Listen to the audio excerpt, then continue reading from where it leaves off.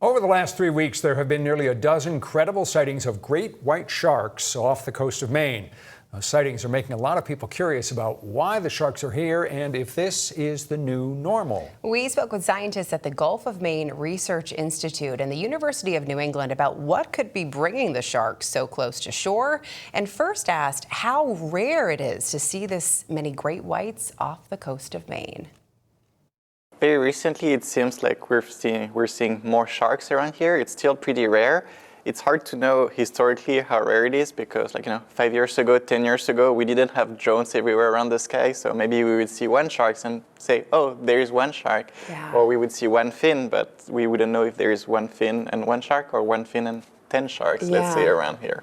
So technology has kind of changed the way that we're able... Technology has clearly improved our capability and capacity to see those sharks, and the more you look for them, the more you're going to find them. Yeah. But I definitely think that there are more sharks around than there used to be because population recovery is a real thing and it's a good thing. Yeah, and I think most people don't think of Maine when they think of great white sharks, but they're obviously here. So what could be bringing them? Is it warming waters? Is it more food? Are they lost? So they're definitely not lost. They're not lost. They know where they're going. They know what they're doing.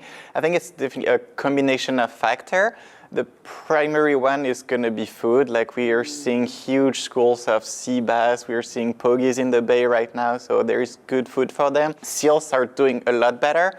So those juvenile sharks that we are seeing close to Scarborough, for example, they're probably too small to eat a full-on grown seal, but they are munching on sea bass, and temperatures also play a role. They're getting more and more comfortable, and it's just their natural migration which make them come in these waters during summertime. Ultimately, they're looking for habitats that they prefer. Scientists like Brian Franks at the University of New England have spent decades researching the movements and migration patterns of sharks. One of the most interesting things that we learned when we used these multi-year tags on them is not only how repeatable their migrations are, but in some cases how specific it is, where they not only go back to the same region, they'll in some cases go right back to the same area, but it's certainly prey is an important one. As a predator, you need to obtain food. So a lot of these animals are likely,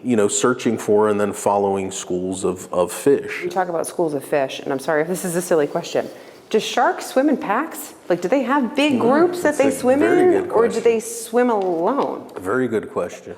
Certain species definitely school more than others. The lemon sharks that I studied in Bimini did tend, especially when they were smaller, to group up a little bit, and it was generally by size.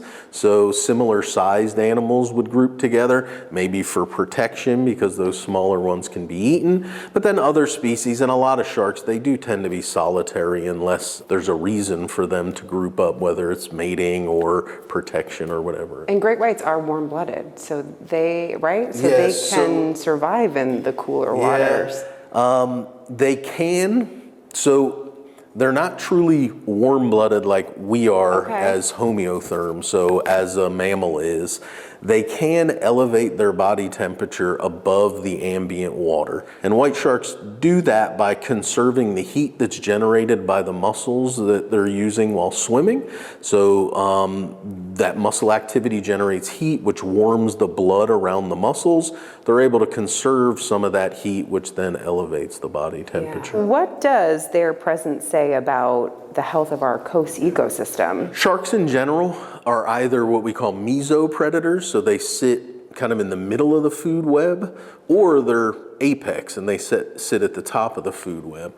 Either way, the only way you're going to have a healthy shark population is if everything below it is doing well or healthy as well. And for that reason, a lot of times sharks are called indicators or sentinel species, because if shark populations have declined, it's likely, not always, but it's likely that the things below it, everything from the plankton on up to the invertebrates to the fish, are also not doing well. So a healthy, robust shark population is usually reflective of a healthy ocean. The sharks will eventually move back south to warmer waters. In the meantime, keep these tips in mind. First of all, if you're going to a place where you have lifeguards, they're going to look for signs of white shark themselves, and there will be flags that tell you don't go in the water. If you're in a place where where there is no lifeguards, then I would maybe avoid swimming around dawn or dusk, where the water conditions and the water clarity and the light levels are changing very quickly. It makes it harder for the sharks to see well.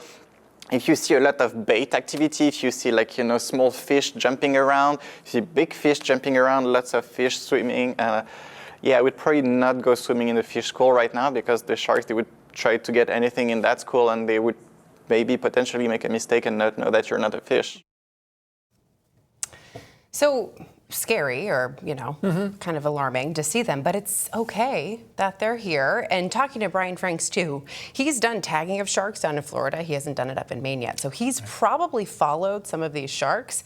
And he says another way to look at what's happening is, like, before a bear hibernates for the winter, they grab all their food, whatever, so they can rest. So this is kind of what the sharks are doing before they migrate back south. They're just filling up their tank essentially with food, and then they'll turn around and go back. And we tend to freak out. A lot of people freak out about sharks, but if you look, step back and think of the bigger picture, that indicates that generally the ocean ecosystem is in pretty good shape. If there are sharks around, that's a good thing. That's a really good thing. Might be doing something right. Yeah. So again, sharks will be migrating back to warmer waters probably come fall. This is the perfect time for them to be here. You can learn more about the research that's being done at the Gulf of Maine Research Institute and the University of New England on our website and app. And it's interesting to think that more than 50 years now we've been talking about and fascinated by and obsessed by sharks, obsessed with sharks, pretty much all because of one motion picture. We're gonna need a bigger boat.